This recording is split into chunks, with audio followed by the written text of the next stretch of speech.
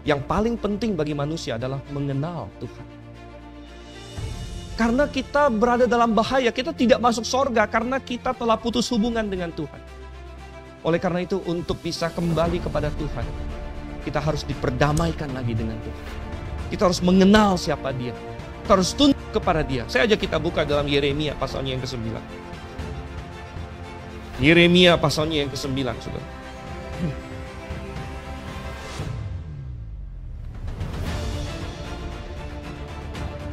Yeremia pasal 9 ayat yang ke-23 dan ayat yang ke-24.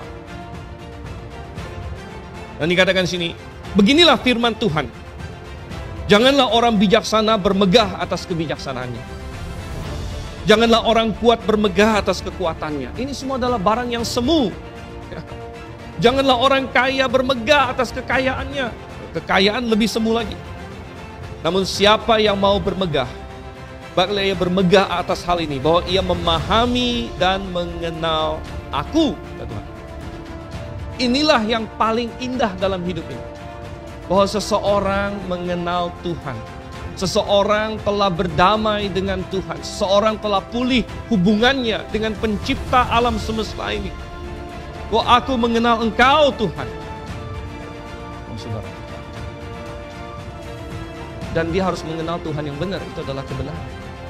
Karena Tuhan yang sejati adalah kebenaran itu sendiri. Dan oleh sebab itu, orang-orang Farisi ini, ahli-ahli Taurat ini, mereka rajin beragama. Namun apa yang terjadi ketika Tuhan sendiri turun menjadi manusia? Tuhan sendiri datang, saudara. Mereka tidak mengenal Dia. Mereka tidak menerimanya. Sehingga apa yang dikatakan Yohanes benar, bahwa Dia datang kepada milik kepunyaannya, tapi milik kepunyaannya tidak menerima Dia.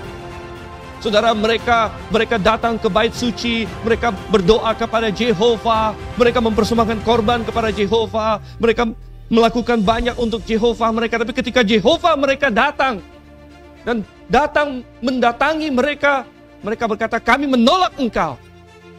Dan ketika Yehovah mereka memberikan tanda-tanda dan mukjizat, mereka berkata, dengan kuasa Beelzebub Dia melakukannya.